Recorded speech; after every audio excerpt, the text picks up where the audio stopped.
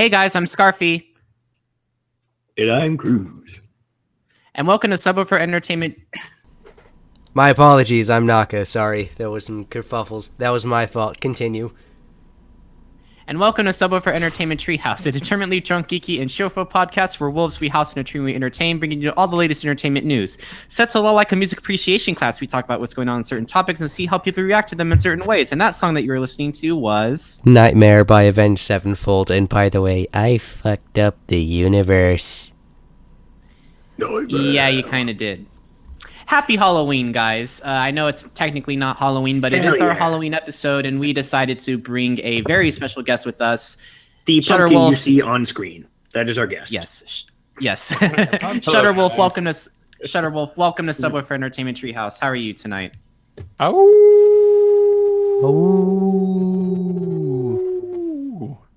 I'm doing fine. Yay. Good job, guys.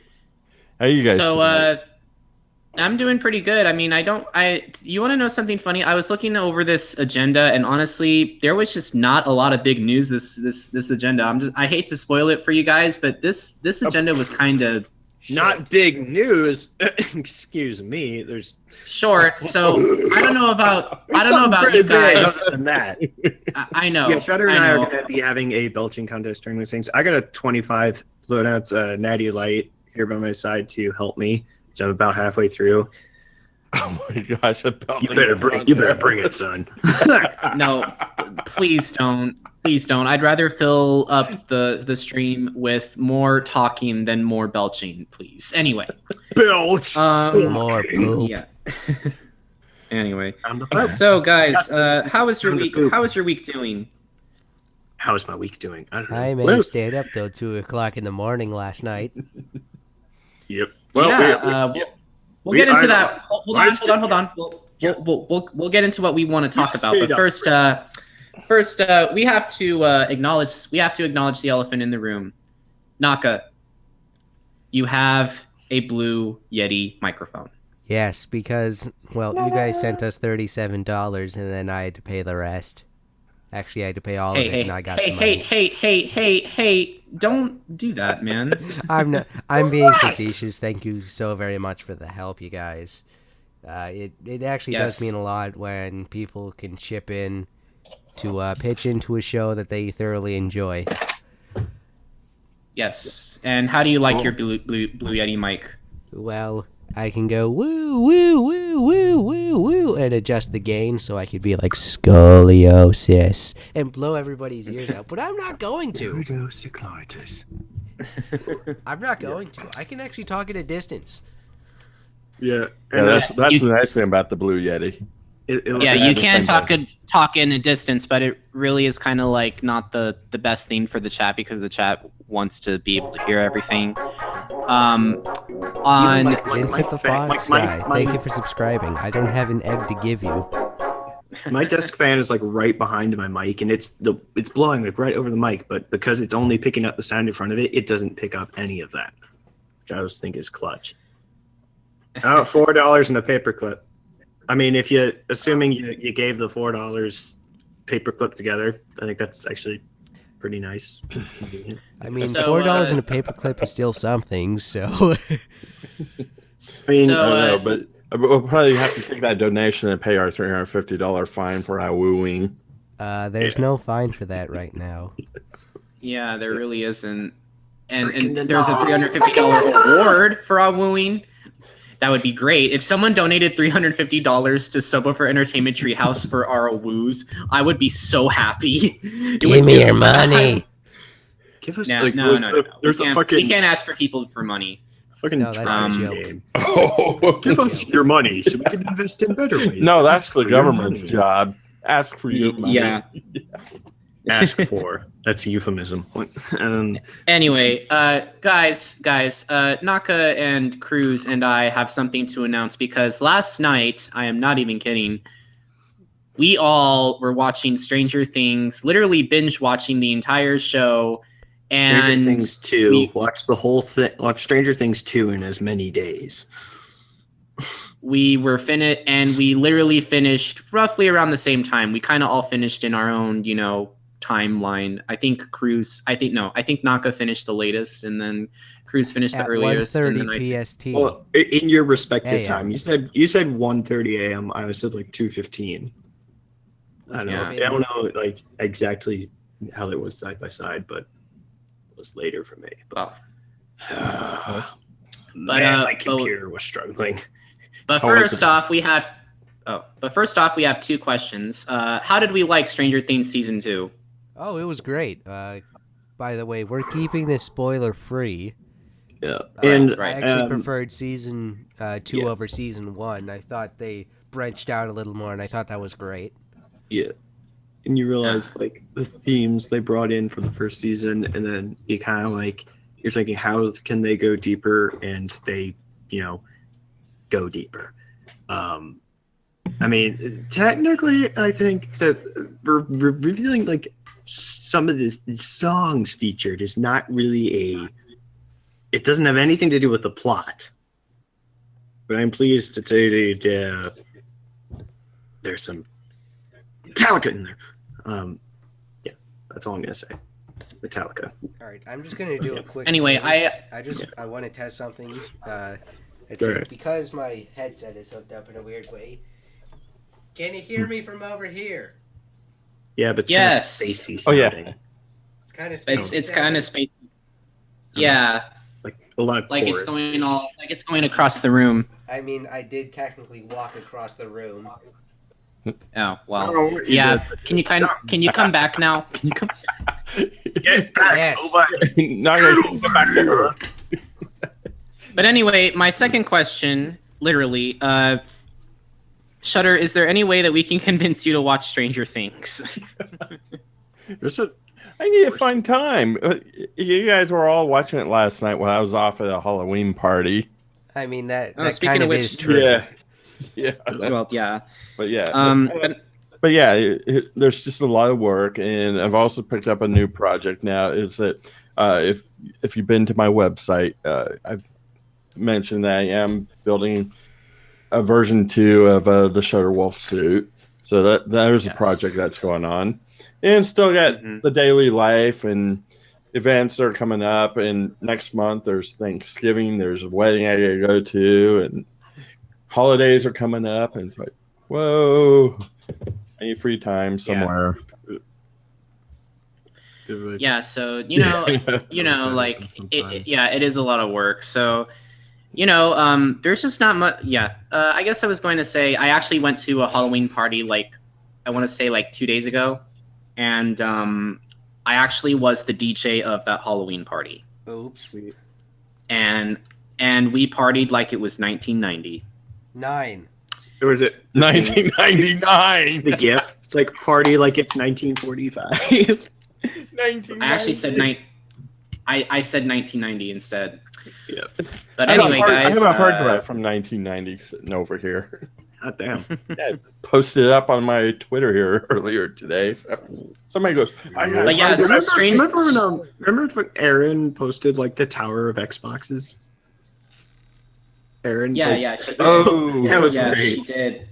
That was a huge pile of Xboxes. Not gonna lie, it was a monolith of Xboxes. But anyway, Stranger Things. To be more Stranger Things season 2. I would highly recommend you guys go watch it. Go do it. 9 episodes. Yeah. Go do it. It's 17 episodes. You in total now. Yes. Nako tried to end it there. The next on the next to last episode. Yeah, he couldn't contain himself. He had to watch the finale.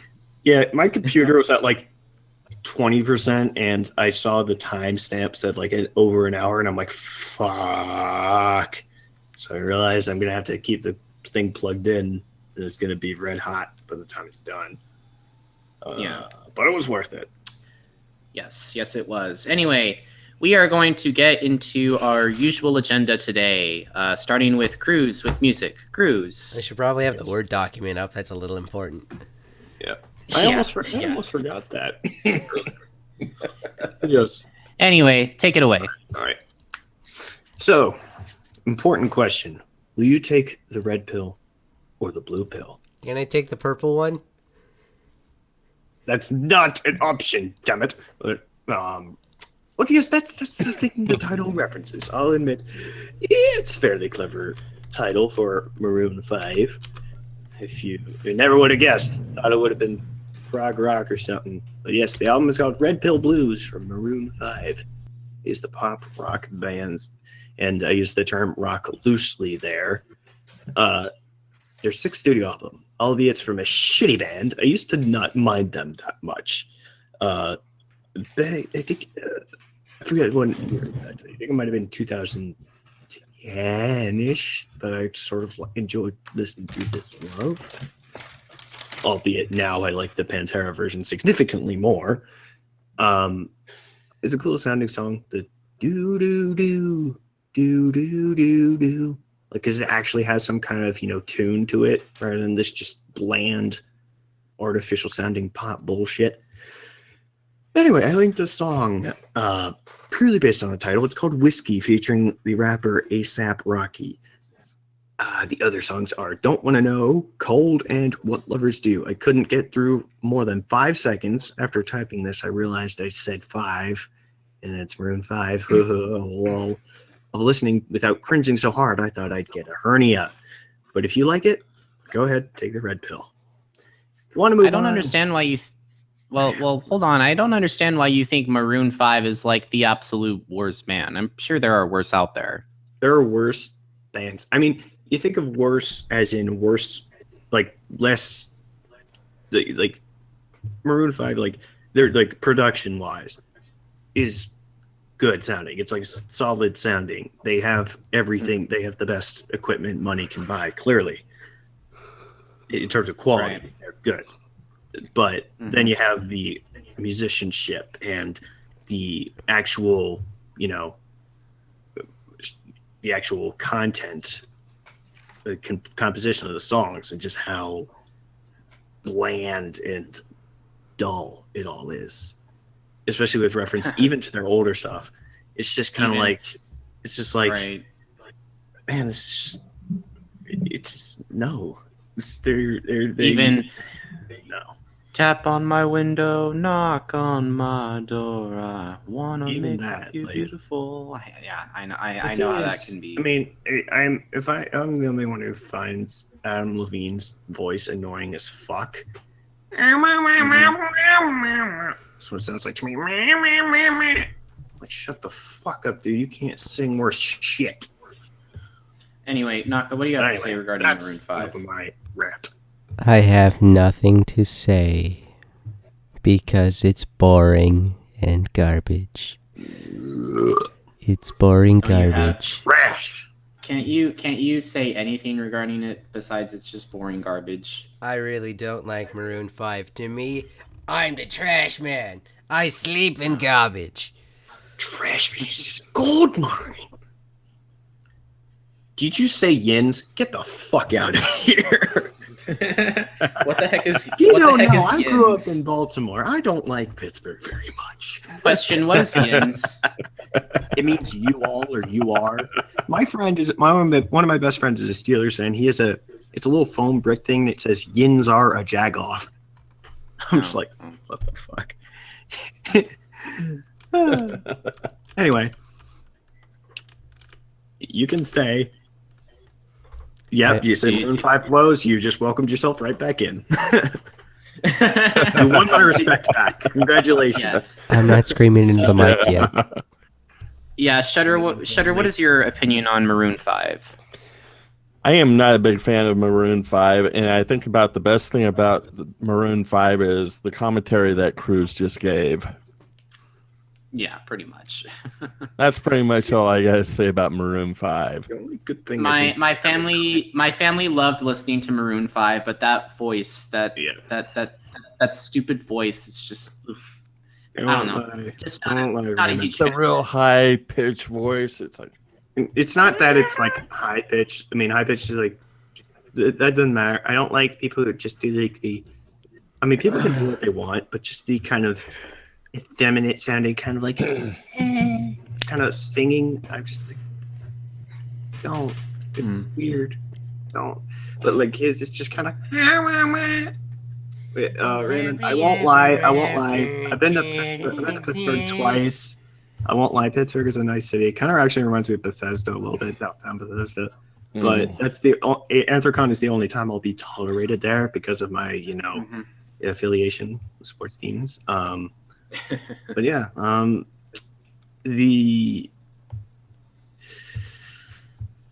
I thinking of? I completely had a brain. Oh. My brain just took a big old shit. Do you want to move on to the next one? Sure, I guess. I don't know what I was doing. You know, the quote-unquote first openly gay man to ever receive an Oscar, quote-unquote. Just go. Yeah. Wrong. Actually, one of my friends who is it I did a gap year in New England with was he said something about Sam Smith. He's like, who's the artist we're talking about, is it's like he was saying like his being gay and his coming out, his platform, all that thing, that would have been groundbreaking, he said, in 2004. Nowadays it's just kind of redundant. But anyway, that just reminded me of that. Sam Smith, the thrill of it all. Not exactly thrilling music, really. I mean, the name kind of doesn't really, it's kind of a misnomer there, but it's more chill stuff, as close as you'll come to a male version of Adele, but not as good. I mean, not even close. The thrill of it all is English singer Sam Smith's sophomore album, following up his successful debut In the Lonely Hour, and that's coming on November 3rd. Smith was also featured in the latest installment in the Bond franchise S.E.T, the intro song Writings on the Wall. Oh, that's right. Yep. In addition to the Link song Too Good at Goodbyes and Pray, also available. A lot of people complain that, S.E.T wasn't as good as Skyfall. And I think people would agree to that. I think Skyfall was better. The song, too. And I mean, the other song was by Adele, actually, coincidentally. I just realized that now.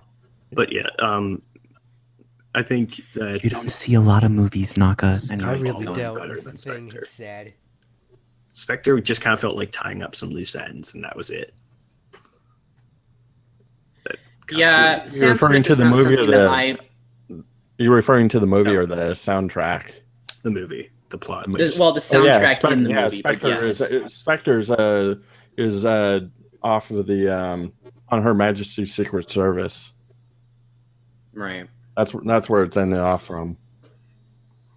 Yeah, Sam Smith is not like the biggest band that not the biggest person that I'm interested. I'd rather listen to Adele. But for what he does, I mean, he does a pretty good job. It's just his music doesn't interest me as a person because I just find Adele's music to be a lot more, well, for lack of a better word, better, I guess, even though my friends Naka and Krüz will probably, get on my case about that, considering that they don't like pop music, even though Adele clearly does like does something more than just auto-tune. But anyway, that's all I have to say regarding Sam Smith. Naka? I have nothing. Pardon me, I have nothing to say. Can you please get in front of your mic, please? I'm not allowed to relax anymore. It's not that you're not allowed to relax. It's not that you're not allowed to relax. It's just that when you have a crowd of audience, people want to be able to hear you. So you got to keep that in mind. Pardon me, find a comfortable I've position. got nothing to say about Sam Smith because I just don't care. I really don't care about Sam Smith, okay? I don't like his music. I don't really care for him as a person. I'm not saying I dislike him or I do like him. I just don't care. Raymond Ratajski asked, what rock do you like current? Thrash metal. Huh? Yeah. Thrash metal. That is. Thrash metal. Well, what rock? Hello. I am going to see, not going to a Halloween party, but I am going to a concert. It's Trivium and Arch Enemy on Halloween night, which is going to be dope. So I recently kind of Trivium a little bit more since I saw them with Sabaton. But yeah, I guess, is there anything else regarding the Smith? Shutter, do you have anything else to say regarding Sam Smith or no? Actually, listened to a few of his songs, Sam Smith, and I like it. It's something I can tolerate and listen to, and I think he does a very good job. And okay. And of course, the one that I got out of his videos, the Too Good at Goodbyes, was actually pretty good. It's also kind of touching and kind of strikes close to my own personal feelings. So, yeah, I would agree with that. Nero's on point. Yeah. What? I did not know that. That's actually very interesting, Shutter. I was watching the video, and I actually really liked the video's content. I thought it was a very well done. Yeah, the video for Too Good at Goodbyes was excellent. Oh, okay. All right. Well, do you want to move on to the next one, Krüz? Oh yeah. Now we're getting into rock and roll and heavy metal. Holy shit, holy shit, holy shit, holy shit, holy shit.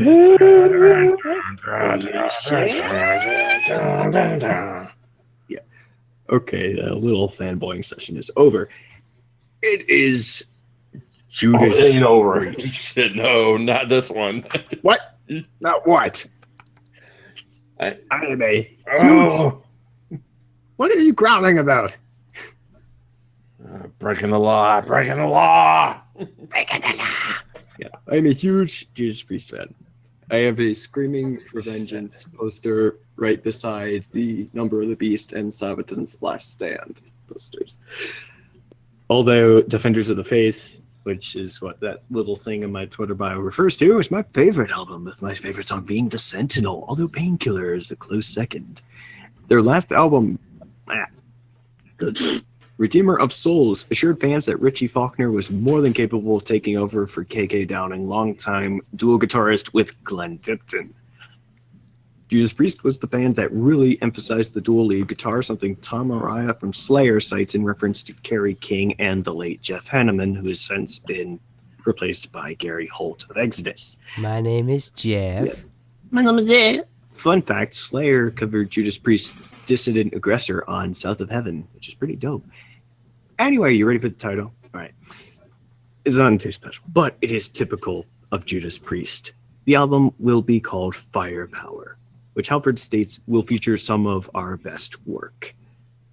Considering how good Redeemer of Souls was, I have no doubt this will be a kick-ass album. This will be the 18th studio album from the English heavy metal juggernauts out of the Black Country, and the tour will be coming in 2018. Except not the blade. I fear the Satan. All right. Anyway, I don't really listen to a lot of rock music, but I do appreciate Judas Priest for what they are. And as if you hadn't made it obvious, I really. bud. Wait, what? What was as that? if you hadn't made it obvious that you don't listen to a lot of rock music. Well, I mean, I listen. Disclaimer every time. I mean, I know that. Disclaimer. Oh God. Disclaimer. I don't. Disclaimer. Scarfy does not listen to a lot of rock music. Didn't you listen to Boozy last week? We don't need disclaimers. We don't need disclaimers. We're Subwuffer Entertainment Treehouse. We're above the disclaimers. Sorry. Anyway, regarding Judas Priest, because we're up in the treehouse. We're above the law because we're breaking the law. Breaking the law. Breaking the law. Breaking the law. Guys. Judas Priest. I like what they did with the tour dates. I am very, very surprised they actually tour in America, considering that they're a British rock band. But I do really like who they are. British invasion never left, truthfully. Mm-hmm. Yes. And that's really all I have to say regarding Judas Priest. Naka. I mean, to be honest, I actually don't listen to a whole lot of Judas Priest. I will be the first to go out and say that.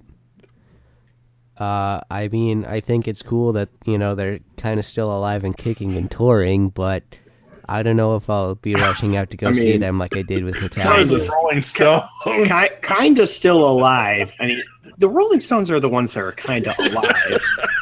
I mean, here, Judas Priest, not only does Rob Halford's voice, sound, it has aged. His voice has aged like a fine wine.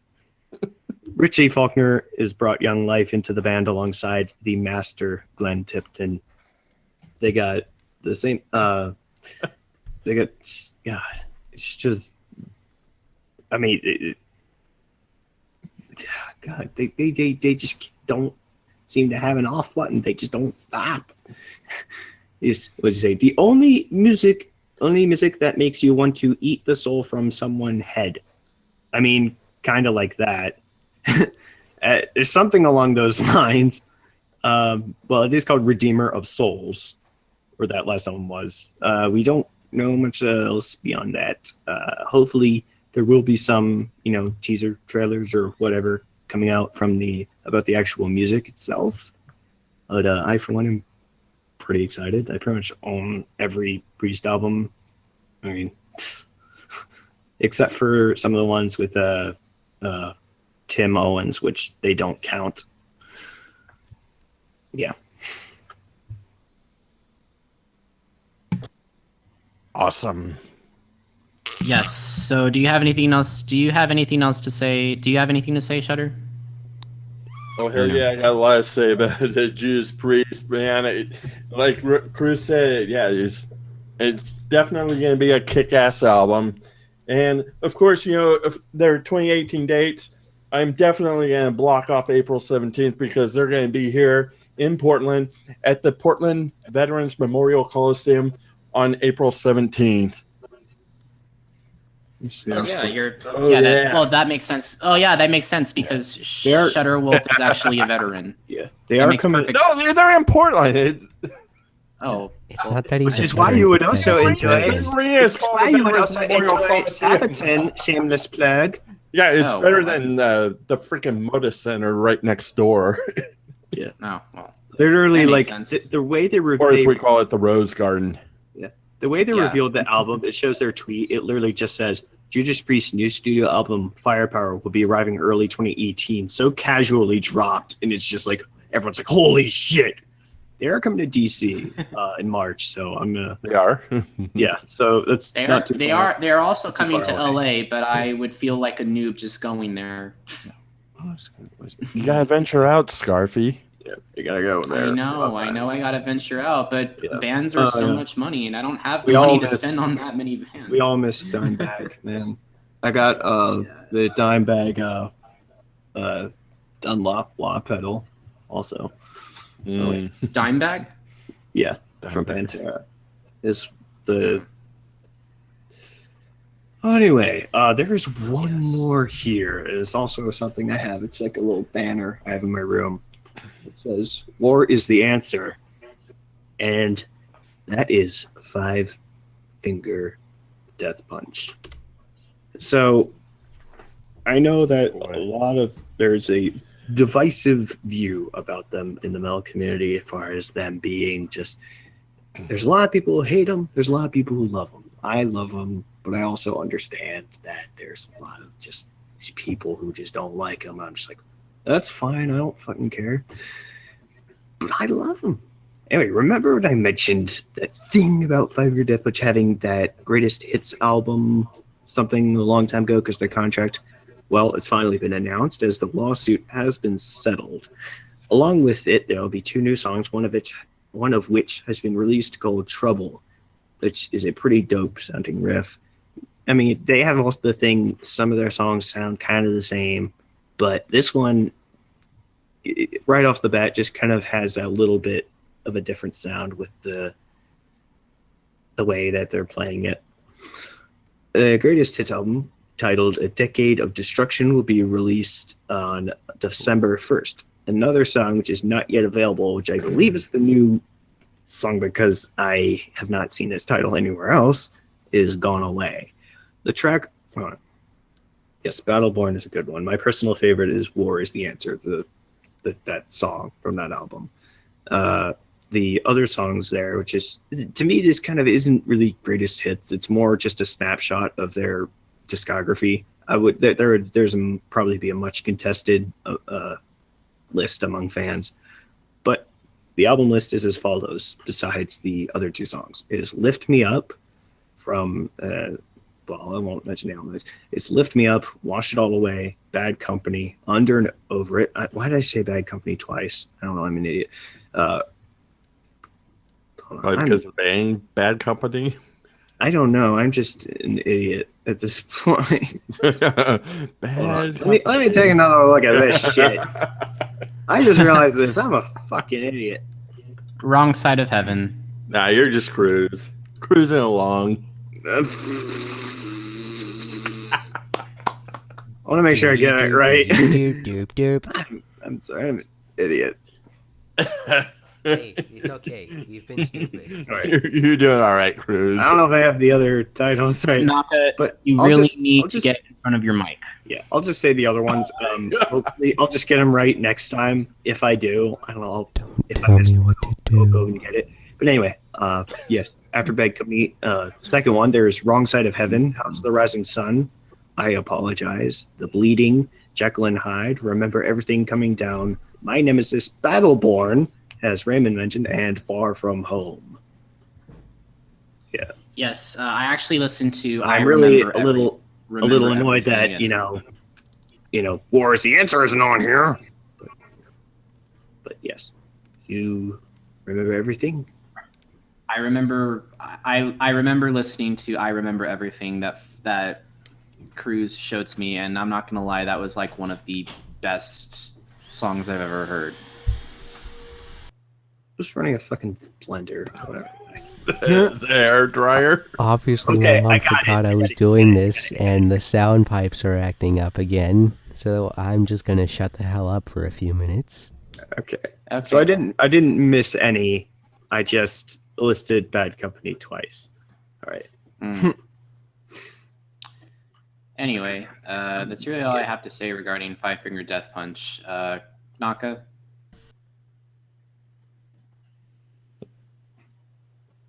No. I don't listen to a I whole guess lot you of really- Five Finger Death Punch. I think I should, and I think a greatest hits album is a great way to start off with a band. I kind of did that with The Offspring, and I like The Offspring, so there's that for you. But I'll give it a try. Like I said, it's more like a snapshot. It's not like the best ones per se. It's not like the other greatest hits, because basically their greatest hits album is War is the Answer. With a little bit of Way of the Fist in there too. I mean, The Bleeding, I think, is their most well-known song. At least that's on there. But there's plenty there just missing. But this is a good, reference for just a collection of songs. It's kind of like the listing for Metallica's Through the Never, the IMAX movie. It's kind of like that. Not their greatest hits, but it's also just kind of a collection of their songs. And Shutter, what do you have to say? I don't go looking for trouble. Trouble comes looking for me. I really like what Five Finger Death Punch has got. And, oh, damn, what happened to Raymond? Poor Raymond. I put him in timeout because he's like literally, I don't know. I just got tired of him only seeing him in the chat. Hold on. Do you guys hear this? Bass. Oh. I don't know. I can't hear anything. Okay, good. So I can feel it from some other room. You just hear. You're like, fuck off. It's like Michael Winslow's skit with the fucking motel. It's like, nope, bigger problem on this side. College kids. All 78 of them next to me. And the worst part is they got a subwoofer. It's like, oh yeah, you laughing now, but that shit ain't funny. When you're the one who has to listen to this, it's not funny. I'm sorry, but I got a little ticked off at him only taking up the chat. But anyway, it's nothing personal. I guess it's not personal. It's just the calamity that is your memories. And with that, and with the conclusion of the Five Finger Death Punch announcement, we'll move on to Naka, where trouble comes looking for you. I mean, sort of. In the Soviet Union, trouble look for you. I mean, you're half right with what's coming out this week. But before we get to the Soviet Union and their shenanigans, we got to talk about Bubsy the Woolies Strike Back. Are we in the games now? Yes, we are in the video games. Cool. Of All course. right, I was going to comment on something that Raymond mentioned, but it's gone now. So. I mean, of course, you just have to bring a franchise that's been dead for 21 years just to give it the new Super Mario Brothers treatment. Bubsy's Golden Fleece gets stolen again, and you must platform against the Woolies through a lot of levels, collecting all the yarn in each one to get your shit back, and hope it doesn't get stolen again, except when it does. I can see the hype, and I can understand why a lot of furries would want it, but I do not. It's pretty much just a failed mascot that tried to be like Mario, but failed when they jumped into the 3D world. I love Bubsy 3D on the PlayStation. If you do want it, it comes out on Halloween, which, if you don't know, is October 31st, for PS4 and Windows. There is a limited run physical release that comes with a CD copy, which is, a disc that you put into your PlayStation, a soundtrack CD, a copy of Bubsy's business card, and a mystery Bubsy movie postcard. Oh. I'm really surprised Bubsy's. I can tell. I was going to say. I saw something about this. There's kind of the what is it called? It was outside Xbox, like gaming characters or mascots that never made it out of the 90s, kind of thing. Oh, never. I was gonna say one of them. Yeah, I was gonna say one more thing. Like, I'm really surprised that Bubsy's actually getting like a sequel, because if you think about it logically, when you look at Bubsy as a series, it did not do well. It really was not that great of a game series, and I'm really surprised it's actually getting a sequel. And a lot of people say that even now, it's not as good as. It's definitely better than what they used to make, but it's just not as good as what they have. So it's not as good as the originals, because you're plebs. Yeah, the trailer, the video, like the dislikes are split right down the middle, so that already tells you something. There's plenty of people who want it, there's plenty of people who don't. Java, fuck off. This, like, just looking at it, I'm like, this is like a carbon, just replacing the characters of the last Crash Bandicoot game. Like, it's the exact same thing. Like, they didn't even try. So I'm not really that impressed with it, honestly. But, yeah. I mean, longtime fans might just want this for nostalgia's sake, but other than that, I don't really think it's going to do all that well based on the reception it's getting so far. I would ask Shutter about this kind of thing, but Shutter doesn't really play video games. On which one? Bubsy. Bubsy. Oh yeah, the Anthro Bobcat game. Yeah. Oh, it's something I probably wouldn't spend too much time on. I'm much more excited for the next game that we have to announce, though. Very excited, actually. Yeah, and if you couldn't tell by the notes that I wrote for this game, you can tell that I'm excited too. Mm-hmm. It's kind of the elephant in the room right now. It's not like there's anything super important coming out this week, other than Bubsy, because Need for Speed Payback's not for another week or two. It is it's the franchise that Activision has been capitalizing on for well over 10 years. And let's see. In fact, what came out 2007? Crap, I forgot what came out in 2007 in the Call of Duty franchise. It was last time we saw a World War II focused shooter from Activision and Call of Duty was in 2008 with Call of Duty World at War.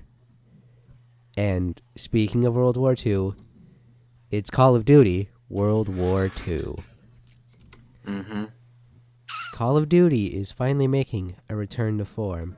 no health regen. You need to have medics and medic packs to get your health back up. There's no more jet boots and free running and all that, stupid shit from, Infinite Warfare and everything. There's no time traveling plots. It is just authentic World War II first person shooter like it once was. And I list those things like they're good things because they are. People just didn't have magical goop juice in World War II. They actually needed medics to help them. Okay? Right. Not just some magic, space rays that come down from the sky and be like, oh, hey, you might have just had several hundred bullets go through you, but you'll be fine. Just hide behind a barrier and suck it up. All right. So, yeah, pretty much. I'm gonna go ahead and talk to Shutter. Shutter, I know you don't like video games, but you're a huge fan of history, and I wanted to know, did you get a kick out of this game, even though you're not a big fan of video games? As far as if you're talking about Call of Duty, these types of games, I'm just really not involved with. Mm-hmm. It's just something I don't spend a lot of time on because, of course, I do a lot of other things. It's just what it is. I can't be in about 20 different places at one time, so yeah. Oh, I know how that feels. Yeah, that's but the thing is, it's just the amount of time that I have. I can't do everything in life. Nero points out that apparently there's going to be regenerating health in Call of Duty World War II. Well, then all the sources that I got my information from lied. Fake news. Neither dude. I'm not trying to make a presidential joke. I'm trying to make a fake news joke because that's really what it is. Yeah, you posted the trailer. That's really all they need. But yeah. And you need some Sabaton to go along with it. But the thing is with this game is that I'm going in blind because I do not want to spoil any plot details for you, but for me. Because this is actually a first-person shooter game I'm excited for and want to buy. It's a first in a long, long time for me. Basically, and how about? Thank you for interrupting me, jackass. Well, I've been interrupted too. Keep going. Basically, you play as part of the Allied Party. Duh. Controlling forces of the party of their respective countries to take down the Axis Party and their respective countries. The Nazi Zombies mode is returning, but it's not going to be over the top and insane like the old games where you're not going to have Ricky Toffee and some weird moon-crazed, aliens from space that apparently are Necronomicons. But that's a whole other story for another day. With the Nazi Zombies mode is kind of like a campaign. It's an alternate timeline where the Nazi Party experimented with necromancy, and you must join a team of covert officers from both sides, in fact. Fun fact. And to not only rescue someone, but to retrieve artifacts that are related to the project. And apparently one of those characters is voiced by the 10th Doctor, David Tennant. And believe me, I will be the first to say it. It's looking much better since all the games made past Black Ops 2. It comes out on the 3rd of November for Xbox One, PS4, and Windows. And if you do have a PS4, you are in luck because now you guys have the DLC exclusivity. It comes out first, either a week or 2 weeks. I'm not exactly sure. It's going to come out on PS4 before Windows and Xbox One. So I'm going to go ahead and...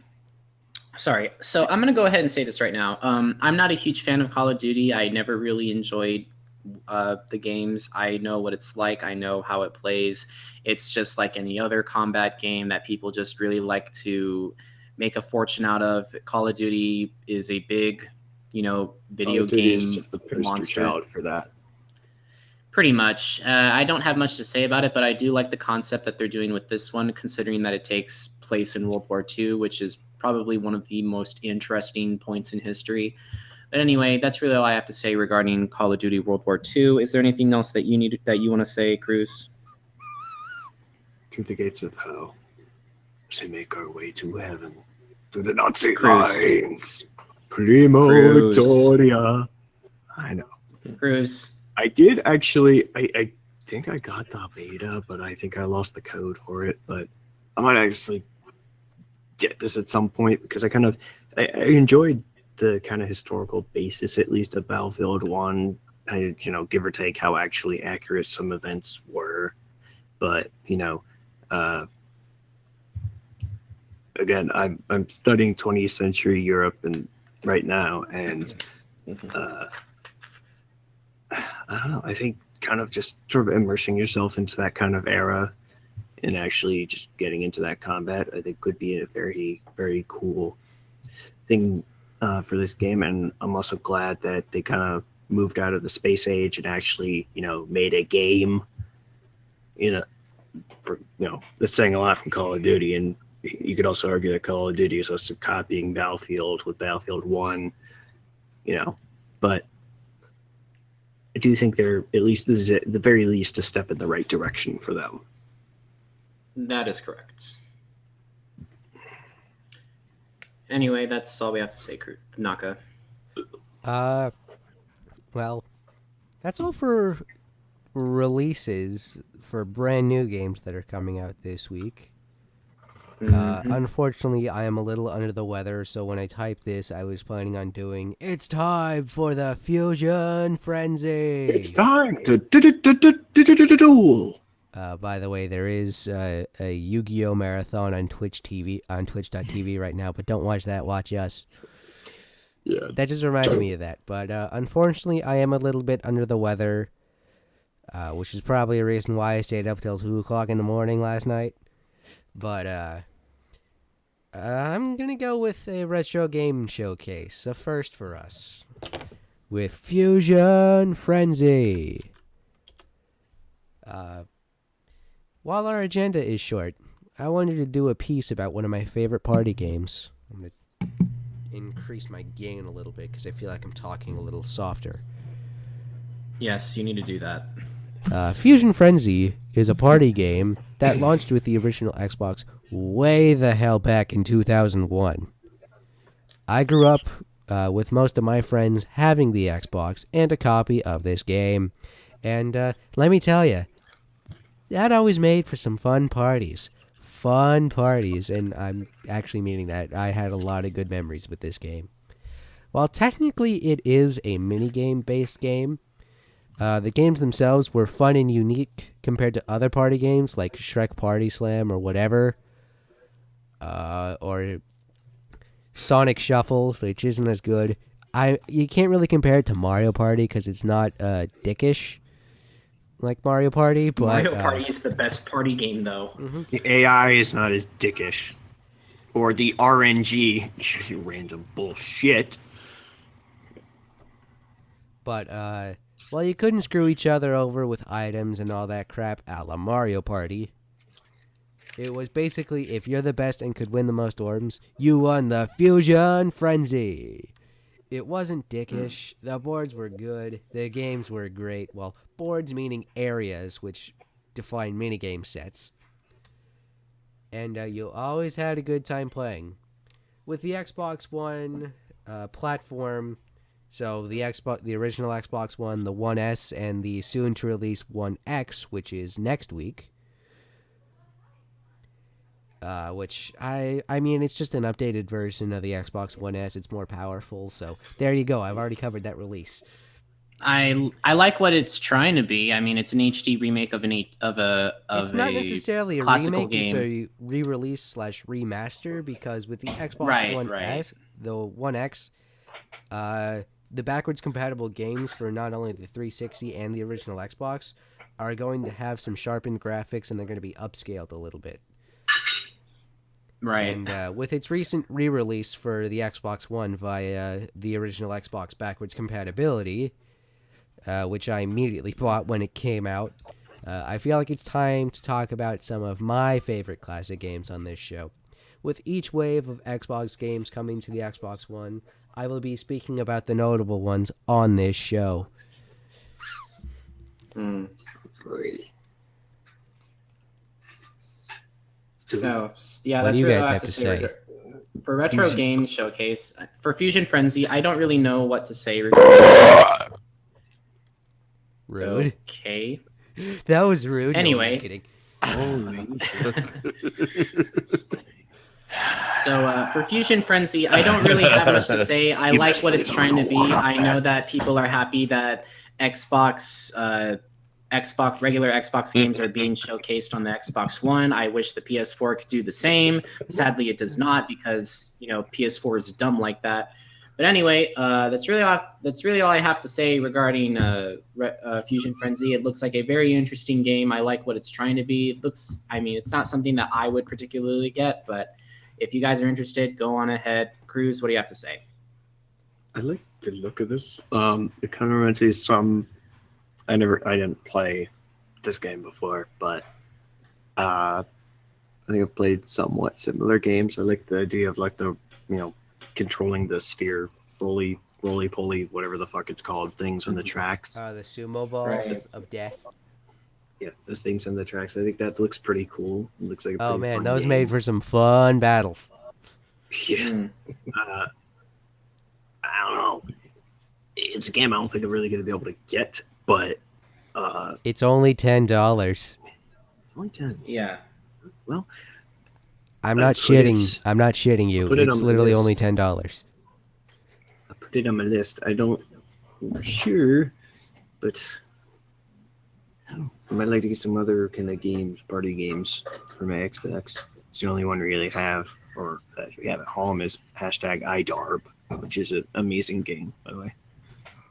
That's actually what it's called. It's called #iDarb.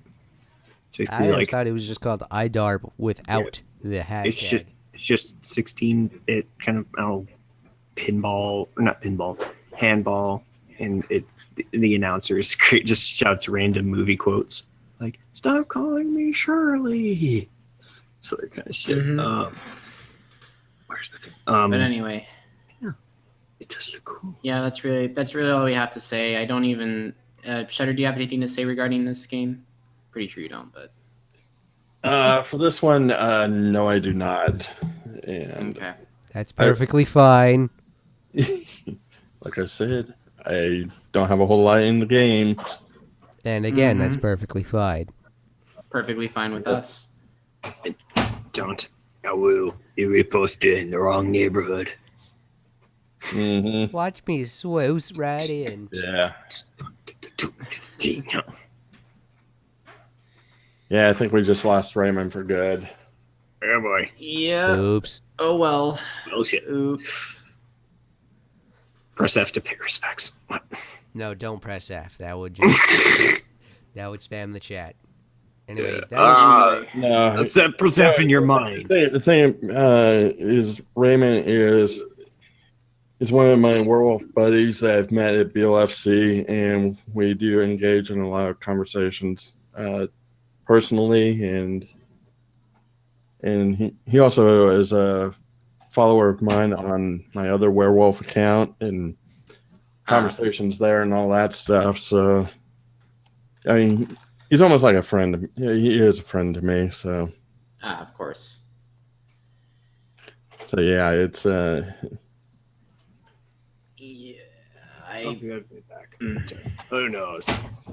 Stick him to enjoy it for a while. Wait, is that all we have to say on this topic? I believe so. Yeah. That will be all for video games this week. I would have my voice changer open, but I forgot to launch it before I did everything today, so no voice changer shenanigans. But we're gonna move over to the lengthy portion of the agenda with movies with Scarfy. I have to say Scarfy and not Snarfy because that's somebody I hang out with on Twitch. Anyways, in the movie news. Baby, come back. You can blame it I- on me. I'm just gonna say this right now. I don't even want to announce this one. Too bad. You You have guys to are announce gonna it. shit boy. yourselves. You're gonna want to sit down. You're listening if you're not. Hey, you've had to All make right, guys. me announce things that I don't Guys, want to. just get the booze ready. No, I'm not serious. Open the bottle, open the cap. Here we go. Hold on, I got it. There you go. All right, so this I piece gotta of blow my news nose is Daddy just Bell. very strange and that troubling to can me. Cab? It's a good All right, old guys, good old Natty Bell. I told you, Balmer. That's what I drink. Guys, this piece of news is just very strange and troubling to me that I don't know whether to laugh at how virtually stupid this idea sounds or facepaw at it for being made at all. Well, looks like it's time to open up the backpack, look at the map, and bring your monkey along because Paramount Pictures, who happens to own Nickelodeon, is making a live-action Dora the Explorer film. You heard right, Paramount Pictures, the people that own Viacom owning Nickelodeon, who makes films based off of Rugrats, Jimmy Neutron, and the Wild Thornberrys, is making a Dora the Explorer movie that is live action. Oops. You don't even know how funny that sounds yet. Originally, people initially thought that Michael Bay was going to be producing it, but it was confirmed that Nick Stoller will be producing Then it at that instead. point, it would just turn into a Tomb Raider film. But whether it was or it wasn't, I have absolutely no words. So while I'm laughing at the idea of the film even being made, I'm also cringing about it too. This movie can't end well. I have no words yet. Naka, where are you? I'm right here. Well, put the link up. My apologies. I've been All right, entitled into discussion. Everybody hates Chris. Is fucking hilarious. You didn't want to announce it, so you didn't have. You know, if you don't want to announce something, you don't have to, right? Sniper, no sniping. Unless it's like an actual movie that's coming out. That's not what I mean. It's part of the character. Play along, goddammit. Getting actor. Rob Schneider's in there. I have Alright, absolutely seriously, no words. I mean, to be fair, I never really grew up with it, so I don't really care. And my apologies for not. My apologies for not posting the link immediately. Again, I am under the weather. I'm a little bit more stupid when I'm sick. Yeah, and Krüz, what do you have to say regarding this? Fucking. What was it? Cactar and Tonberry Barity. Oh, it's like, what are you gonna do? Educate me to death? And then he just kills the giant Dora with a pine cone. Or she could just laser Krüz. me to death. What? Krüz, what do you have to What? say regarding this? What do you Good mean? Lord. What? Just I'm not even kidding. Like you What? just go off on tangents like all the goddamn time. Please stay on topic. What do you have to say regarding this? Literally just about to start talking about the thing. Like I could have mentioned before, like this being with Michael Bay would be like Tomb Raider-ish, but I don't know. I'm just baffled as to what like kind of story they're gonna go for here. Like, are they gonna go into whatever, non-existent backstory she has, or like what kind of, is it going to be at all like the show, or did it turns to the audience and says like, what do you think, and like waits for like 2 seconds and then says, I think that's a good idea, or something like that. I'm like, I don't know what the fuck are they just, how is this happening? I know. And Shutter, what do you have to say regarding this? My brain is pooped.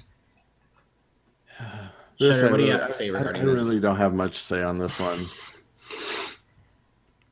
I'm honestly in the same boat with Shutter. Sorry if I cut you off, bud. It's fine. I'm drinking my troubles away. I just need to All right. I'm gonna speak my piece on it, just right now, really quickly. See, I didn't grow up watching that crappy TV when I was a kid. What apparently happened... That crappy TV. Can you, define that? Because there was some I pretty never good watched TV. educational TV shows. when I was like, Yeah. when I was growing up, when they're targeted for that age, and I never really watched them because, well, my mom would always watch HGTV, Same. and I didn't really watch them. So Dora the Explorer and like Sesame Street, not a whole lot of that. Whole lot of house renovations, yes. Anyway, Duh. do you want me to move on to our movies that are coming out for the week? It might as well. Yeah. Wait. To Manfish. Wait, this was directed by. Okay. Wait, this was directed by a person who is an actress who is just starting out. This should be interesting. Lady Bird is a 2017 American comedy drama film written and directed by Greta Gerwig in her directorial debut. It stars Saoirse Ronan, Laurie Metcalf, Tracy Letts, Lucas Hedges, Timothy Chalamet, Beanie Feldstein, Stephen Henderson, and Lois Smith. The film had its world premiere at the Telluride Film Festival in September of 2017. Maria McPherson, a California nurse, works tirelessly to help her family afloat. Naka, hello. I posted it.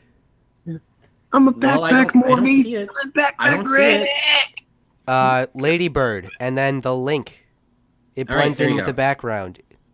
Oh, well, I didn't see it. All right. Anyway, Marion McPherson, a California nurse, works tirelessly to keep her family afloat after her husband loses his job. She also maintains a turbulent bond with a teenage daughter who is just like her, loving, strong-willed, and deeply opinionated. Of all the films that were being announced from the production company A24, this was one that I never did see, and I'm surprised because there is some very good artistic merit to it. The characters look wonderful and feel genuine, and the artistry looks very well done. The film is also surprisingly getting really good reviews, so I am wondering if anything good is going to come out of it. While it's not my main list to see, it really does intrigue me, and I'm kind of glad I put it on here. It strikes a chord with you. The film releases November 3rd. What do you guys have to say? Very like an emotional, I'd say, but like just one of those films that looks into like family relations and life, and just like how the daughter's struggling with her that sort of back and forth relationship with her mother after all the stress of trying to keep their family to get afloat, I guess. And like I don't know, I'm normally not like the biggest fan of this kind of movie, but I think this one looks actually kind of interesting to see. Again, it's also for me one of those family films that like people who've experienced those kind of relationships can sort of bond over. And like one of the things that stood out to me, at least, was the thing where they're picking out dresses, or the mom is like looking at dresses. They were like fighting, and then the mother holds up a dress, and she's like, "This is perfect," and the daughter immediately changes from being hostile to being like, "Oh my god, it's perfect," kind of thing. I thought that was pretty funny. Yeah. All right. What do you have to say, Naka? Honestly, these types of I gotta keep my family afloat, and I'm struggling to do it, and I'm also making friends in the process. That kind of stuff gives me anxiety only because I worry about trying to keep my family afloat, even though they can do it just fine. The thing with anxiety can be is you can put yourself in irrational situations, and this would be one of those irrational situations. So I'm not discounting the film. I'm not discounting the director or any of that. I would personally not see it because I would feel like I would be in that situation one day. But isn't that the point of like going to see a movie like that, is to like learn from their experiences and then like see what you would do with it? I mean, movies are a lot more deeper than that, man. I mean, I do get that there is some sort of deeper meaning, but I would kind of have like a panic attack halfway through the movie because I would not know exactly what the hell I'm supposed to do, if that makes sense. Okay. And is there anything that you have to say, Shutterwolf, about this movie? This particular one for Lady Bird, it's just following another life drama is all it is. It's something I probably won't be watching in the theater. All right. Well, do you want me to move on to the next one? last to the checkered flag. The last one. Yeah, I suppose. I'm excited for this one. Last Flag Flying is an upcoming American comedy drama film directed by Richard Linklater with a screenplay by Linklater and Daryl Paniskin. Link's up, by the way. Wait, what? Link is up, by the way. What was that, Naka? Your link has mic been was posted. Out. Okay, sorry, I didn't hear that because your mic was going out. I don't know what's going on. It's like replying. Daryl Ponick-Sand, based upon the latter's 2005 novel of the same name. It stars Steve Carell, Bryan Cranston, and Lawrence Fishburne. It is a sequel to the 1973 Hal Ashby film, The Last Detail. Sadly, I didn't read much on this film, but what I do know is that it was one of the first films in the early 70s known for its frequent use of profanity. Not like it matters now, of course. The Last Detail also won some Academy Awards, so if you're interested in watching the original, now would be a good time, but let's not stray too far off topic. Last Flag Flying takes place in 2003, where three men who once served in the same Navy unit together reunite when one son is killed in combat in Iraq, and he asks them to accompany him to the funeral. I should also mention that this film is directed by Richard Linklater, who directed films such as Dazed and Confused, the Before trilogy, School of Rock, and probably his most well-known masterpiece, Boyhood. I love. So as you can tell, my eyes are popped open on this one. The film, at the very least, has the same comedic value as, say, School of Rock, in what it focuses on the comedic aspect as opposed to the story aspect, which I think is very well done. If the film were to appear at my theater, I may give it a shot. I love Linklater's work, and I know I want to know what he's going to do with it. In conclusion, the film releases November 3rd also. What do you have to say, Krüz, Naka? So this one, like, normally I read it. I read the thing before I actually watched the trailer, and I was like thinking American comedy, drama film, military related. I'm like, oh, I don't know. It might just be some stupid, funny movie. I mean, which aren't bad. Those movies aren't bad, but it's just like, it's kind of like, that was funny but stupid kind of thing. But I think what I like about this one is that it kind of goes into the camaraderie that the three guys must have had in the Navy. And I think Carell, Cranston, and Fishburne, like the three guys, like they work together. The chemistry just works really well, I think. So I think that there's going to be some genuine, like the kind of jokes that you have, like that, just what am I trying to think of? Like the kind of jokes like my dad and I both laugh at, that we both get, kind of thing. I feel like there's kind of those kind of jokes that, like, guys, the people that they've fought with, those kinds of people you have that special bond with, that I just try to might have experienced at some point. Like, just having that kind of camaraderie there, and that comedy. I mean, there's really nothing else like that, and I think this movie kind of taps into that, which I really think is makes it a little bit unique. And I'm actually excited. I do want to see this when it comes out. And also, I sort of mentioned, by the way, because we mentioned it last week, I am seeing Jigsaw tomorrow. Oh, wow. I can't believe you're actually interested in seeing that. Dude, I'm a metalhead. Of course I'm going to fucking see it. No, I didn't know metalheads like Thor films. Anyway, well, there was a article in recently on Metal Hammer about that, exploring the reasoning behind that, which was pretty interesting, by the way. Naka, what do you have to say regarding this? So hold on. I'm kind of tinkering with settings as we go along, just trying to find out what works best for what. So technically this is also a live demo. But well, it is what it is. It is what it is, but I'm actually you're doing what you're doing on me. I mean, I guess so, but fuck it, we'll do it live. Fuck it. But if you actually want to know my opinion on this film, I do think Steve Carell and Bryan Cranston did work well with the in The Office, the US version, not the UK version. And I think pairing the two back together, I mean, personally, if I were to replace Lawrence Fishburne with John Krasinski, then then there'd be some great chemistry there. How do you spell in my his opinion, fucking name? while the overbearing subject matter is a little bit somber, the fact that it is a comedy film made by somebody who has actually made School of Rock, Right. the Jack Black one, not the crappy Nickelodeon TV version. Yeah, I mean, the Jack Black one is great. This will blow the classical music out of your butt. I fucking love Anyway. that movie so much. It definitely does have a good chance of me seeing it, and if I don't see it in theaters, it's definitely going to be a film that I would watch with my family. Yeah. And what do you have to say regarding this movie, Shutterwolf? I might go see this one. Looks all right. Oh, okay. Yeah, this is one I'll probably go catch on a Tuesday Oh, okay. matinee. Do you want me to move on to the next movie? I don't know. I just like. Here's the thing about the next one. One of the actresses here. This was one of the ads that would just come on repeat on YouTube for Jim Beam. And I was just like, oh my gosh, Mila Kunis, shut the fuck up. I already like. I don't need to hear your shit.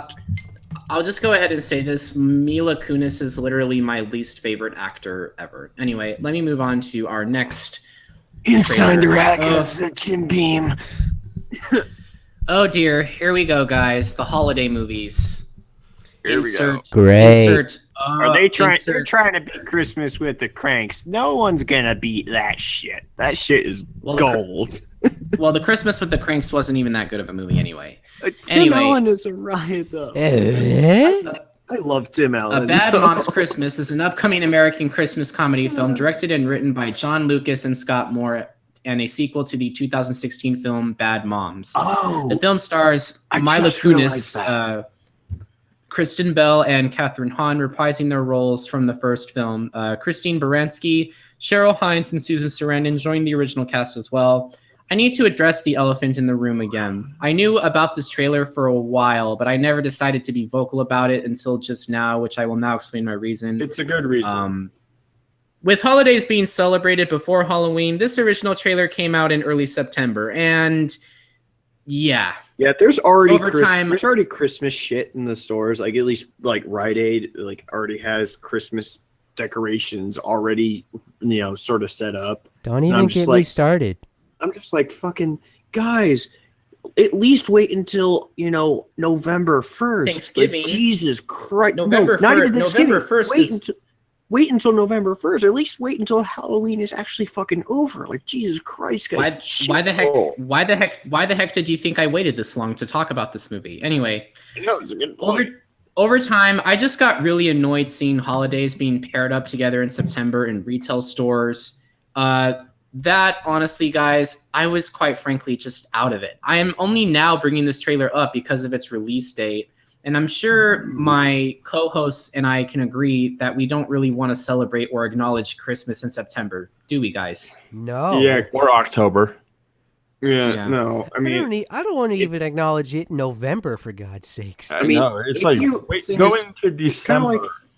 Could you acknowledge it at least after Thanksgiving, at least? At least then, yes, that makes a little bit more sense. And the key word is November 1st. After Thanksgiving, not on Thanksgiving Day. Yes. I don't get the way that the marketing goes for these things. It's just they of course they have to get ready early because there's going to be a huge rush, at least for the holidays. But I mean, that's what Amazon's for. Yeah, right. Yeah, that's why the malls are all closing down. That's why Amazon. Yes, that's what Amazon is for. Wait, Amazon is making more money than the mall? Amazon's making abandoned. Amazon's making a shitload of money, but I don't think they're replacing it really per se. But the smart people are going to. They're just weeding out the smart people and letting the dumb ones fight over the TVs in the mall at 5 a.m. Anyway, Costco. All right, so Christmas plays up. I mean, clearly. They're already ready for this. Anyway, I literally just figured out when you said that this is the thing the sequel to Bad Moms. I completely forgot about that because I was like, oh wait, they made another one. Shit. Underappreciated and overburdened moms Amy, Kiki, and Carla rebel against their challenges and expectations of the Super Bowl for moms, Christmas. As if creating the perfect holiday for their families isn't hard enough, they'll have to do it while hosting and entertaining their own respective mothers when they come to visit. And yeah, it's about as typical a holiday film as you can get. There will be laughs, there will be shenanigans, and there will be all sorts of things that we have already seen enough when it comes to the holiday films. If you're looking for a holiday comedy, I guarantee you that this film will do the job, but in my opinion, there's more to see than just that. While the colors and feel at least look great, it's a typical holiday movie, and there'll be more to come. The film releases November 1st, funnily enough, but hey, gotta celebrate the holidays as early as possible, right? No, you don't. Exactly. Yeah, this is... Hey, wasn't Ministry the band that sings "Every Day Is Halloween"? Ministry? I thought that was Nightmare Before Christmas, but anyway. Oh, no. Yeah, that's Santa Claus, yeah. We should have that. Every day is Halloween. Yeah.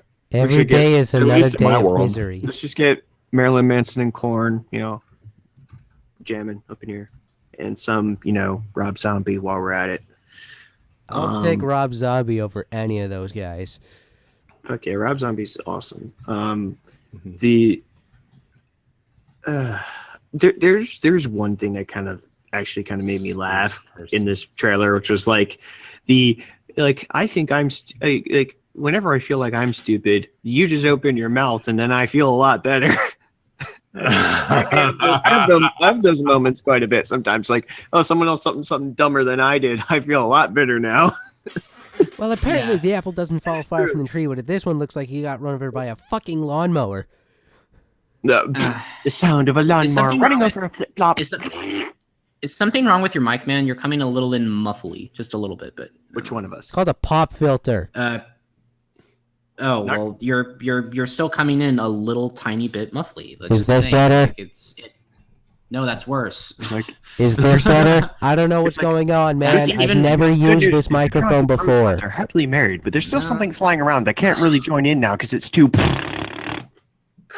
Anyway, guys, I don't have much to say about this movie. Do you guys have much to say about it? No. Can I scream? Can I growl on Mars now? No. No. Odin's son, protector of mankind.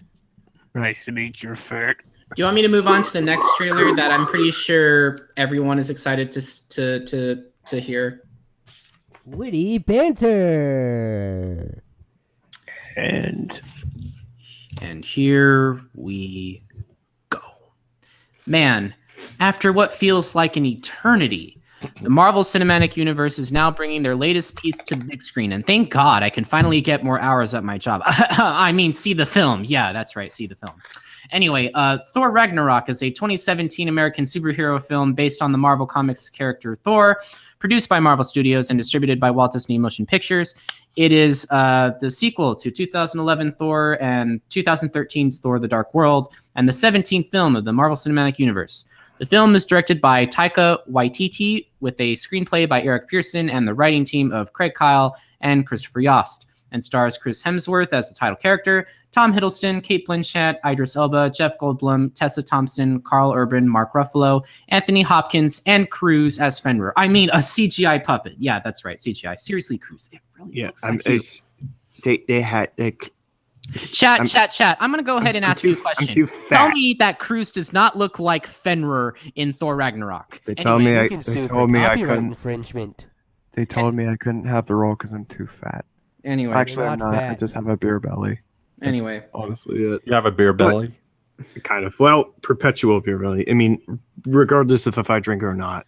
Shutter has a big belly that I just want to snuggle. Oh my god, fucking yeah. There's a thing we're sort of talking about it earlier, but I went to see the Ravens just blow out the Dolphins Thursday night, but we have this one guy there called Real Fan Dan, and whenever the Ravens just get way ahead in a game, he'll just take off his shirt. He's got a bright red beer belly. Krüz, it's just amazing. I gotta move on. Anyway, imprisoned on the other side of the universe, the mighty Thor finds himself in a deadly gladiatorial contest that pits him against the Hulk, his former ally and fellow Avenger. When Thor's hammer was destroyed, Thor's quest for survival leads him in a race against time to prevent the all-powerful Hela from destroying his homeworld and the Asgardian civilization, even if that means also teaming up with the god of mischief and brother, Loki. Guys, when the first teaser trailer was released with Led Zeppelin accompanying the trailer's effectiveness, we were hooked, especially since you have to pay a lot of money to use Led Zeppelin's music in a film. Oh yeah. But so many questions were racing through our minds, like what's happening to Thor? Why was his hammer being destroyed? And what the hell is Hulk doing in Asgard, for crying out loud? And surprisingly, the film has been getting mad reviews on Rotten Tomatoes, a 98%, in fact, compared to the other films, which was only around 70%. The lines look funny, the characters look amazing, and the CGI, as much as it's CGI, is top-notch. Yeah. So as you can see, my co-host and I are excited to see this film on the big screen, and hopefully the ratings will not fail to disappoint us or you. The film releases November 3rd as well, and we hope that we can bang our head to Led Zeppelin's Immigrant Song as much as possible. Why are you trying to speak for me, Scarfy? And a Twilight of the Thunder God by Amon Amarth, and also, well, because Hell is in this, Hellheimer from Skalmold. So, I mean, I'm a huge mythology nerd beyond being a Marvel fan. I have the Thor, pop figure up on my desk. Yeah, I'm pretty excited for this. Of course, the scene we're all really waiting for is when Thor and Hulk walk into the arena, and Thor is just like, yes! Yeah. Hela. Like, I think she's a different Hela. Well, it's the thing with the Norse gods, like, there's a lot of different names for them, and there's also there's different spellings. I don't know if Hela is really one of the proper ones. I know it's usually just Hel, but yeah, who knows? Oh my God. English first language, stupid is. English first language. Hela, no, that's with two L's. The Hela. Don't know. But yeah, excited. Lots of mythology, awesomeness, Thor, Marvel. It's going to be a good time. All right, I'm going to speak my opinion real quick. Okay. So my original opinion is that I think they put the trailer as too happy-go-lucky and all that kind of. It's like, oh, witty banter, look at this, fun memes. When it really doesn't showcase what the movie what is actually going to be. And I kind of took the trailer with a grain of salt until I saw the reviews, hoping that all that witty banter crap would kind of be overshadowed by, an entire movie. But in all honesty, this is one I hope to go see with my family, because generally when these big Marvel movies come out, we don't see them alone. Okay. And what do you have to say, Shutter, for this movie? I think this is something I'd be looking forward to seeing. I've seen the trailer quite a few times from all the other movies I've seen, and it looks all right. Mm-hmm. I mean, is this something you want to see, though, or? Yes, definitely. I would know, because, Yeah, I've seen quite a few Marvel movies. Right. Deadpool. Yes. I was thinking of that because that was the last one I think I went to see by myself when I was in Massachusetts. They got a really nice theater up in Millbury. And I was just... Whose balls did I have to fondle to get my very own movie? There were so many times, like...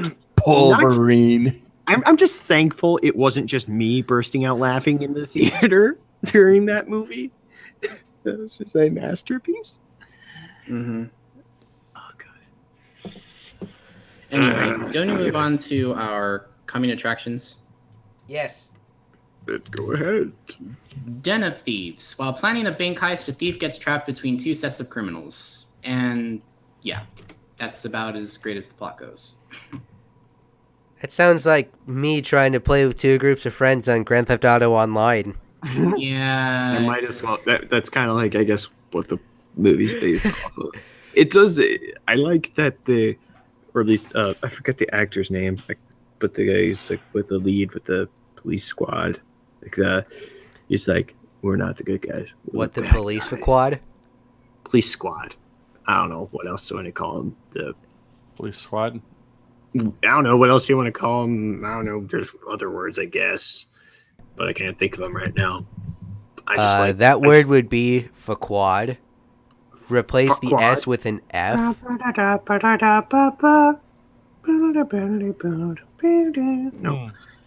I don't know. Some of it looks actually a little more badass than your standard kind of cheesy action movie.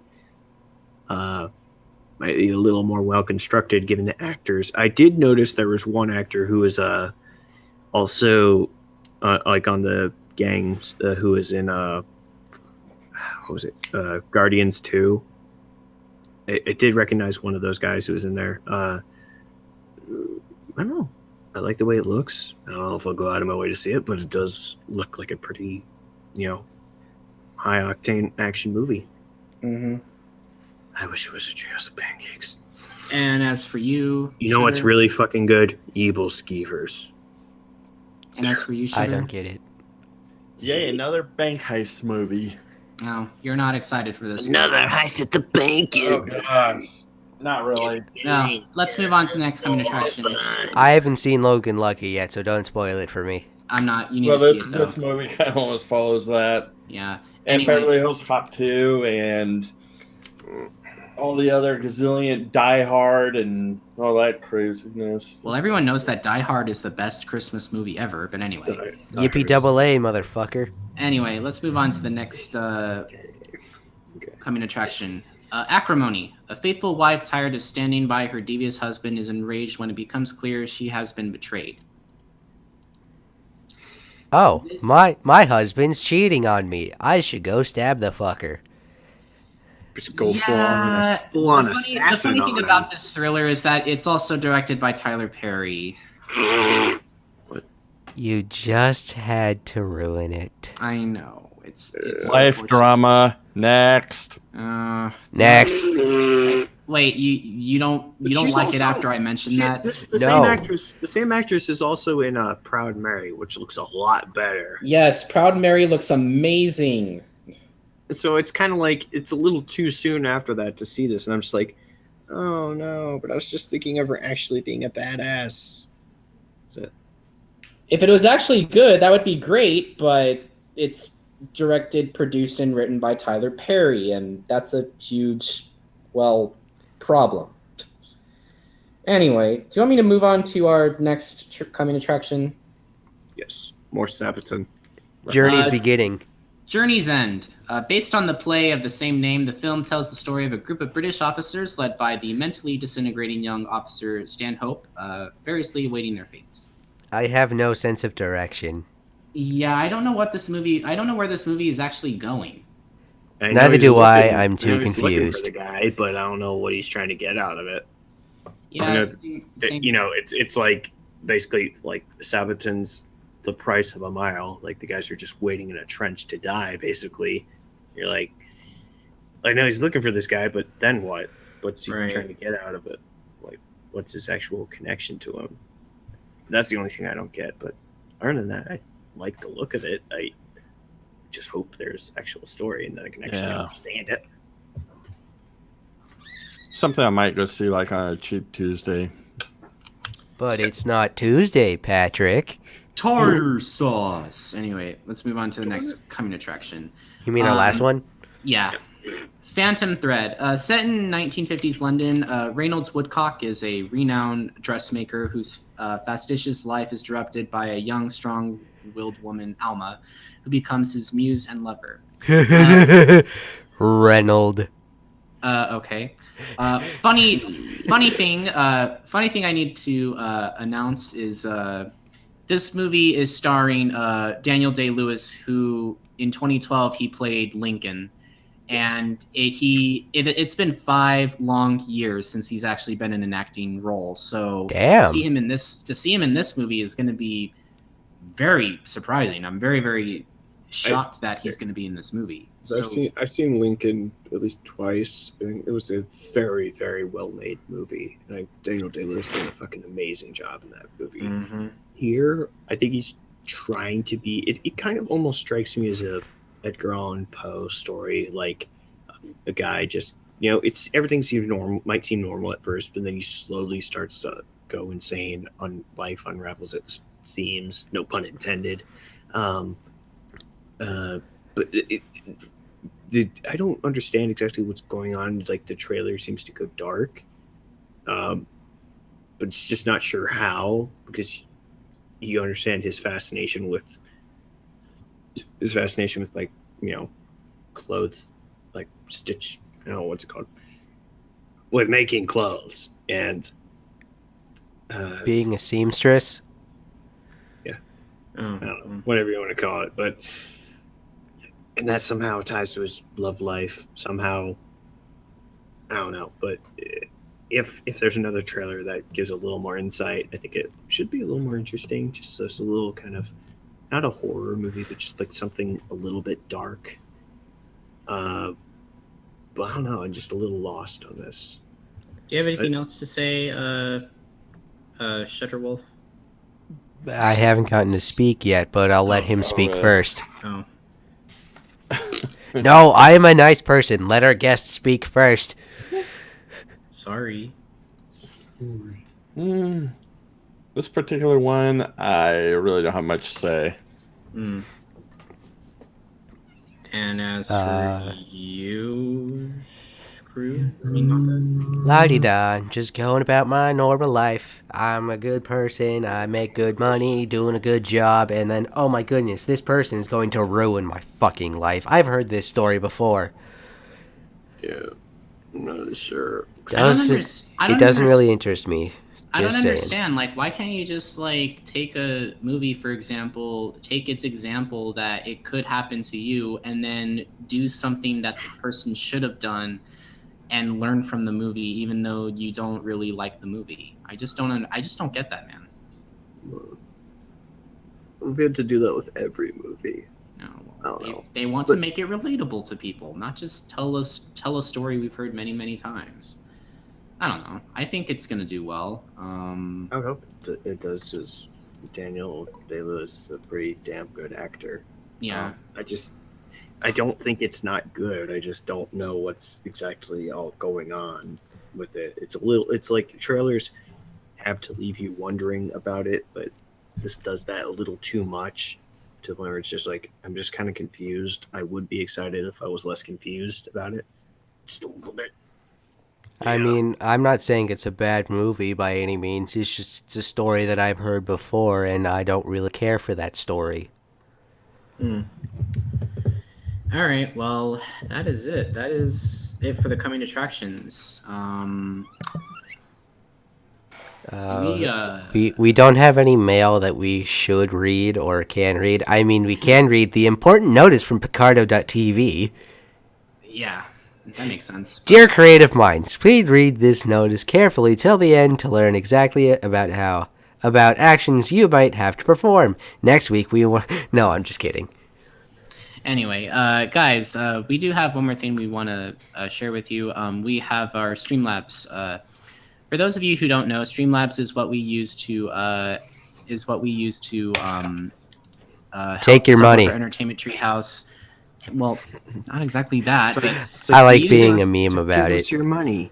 Give us your money. Give us your money. Are you giving the link? Are you getting the link? Yes. So guys, just so you know, to support the stream, just go to streamlabs.com/Subwuffer Entertainment Treehouse, I believe, unless it's /Subwuffer Entertainment. I forgot. But anyway, if you wanna donate here, you are totally obligated. Do not feel obligated to donate, because we are not we don't ask for a lot. We just want to make sure that people are doing we want to make sure that people are doing what they can to make it on Men's Meat. It's not like we have to. It's not like we have to, pay $500 a month or something like that to keep this up. We do it for you guys. We do it for the fun, and we just recently bought a Blue Yeti for Naka. Let that speak for itself. Which we are. We're still kind of better. We're still kind of working out the bugs of it, so do bear in mind. But the sound quality is great. Yep. Yes, it is great. So if you guys want to support us, we would highly recommend you do so. And I have one more thing to say, guys. While the episode is coming to a close, I do have some things I do have a little bit of math that we need to do here. For November, we have 3 more episodes, and then we're going to take Thanksgiving weekend off. As you guys should already know, that we do not do live streams on holidays. And then we have 2 more on December as well. So in total, this is 45 episodes that we are doing, including this one that we've done right now. Once December 10 hits, we will have hit 50 episodes. Can you believe it? I kind of can. What it just reminds me of is like 50. It's from an old Let's Play of Mario Party 2. It's from Slot Car Race. It's like, how many fucking laps is this? And then somebody just shouts 50. You're like, fuck. It's 4 laps, by the way. 50 is just funny. Mm-hmm. But anyway, that is really all we have to say regarding that is really all we have to say regarding our agenda. I don't have anything else to say. Thank you for having me on. Yeah, absolutely. We love you, bud. We love you. Thank you very much for joining us and for having the Belgian contest, which I won, by the way. Okay. Anyway. Yeah. Well, damn it, the one man who can best. Anyway. This has been... Damn you for being so good at that. As always, my name is Scarfy. I'm Naka. I am Krüz. And that's a shutter somewhere. Yeah, shutter. Wolf. And this has been Subwuffer Entertainment Treehouse. We hope to see you again next week, same time, same place on YouTube. Have yourselves a fantastic night, and take care. Aroo. Aroo. I have to poop.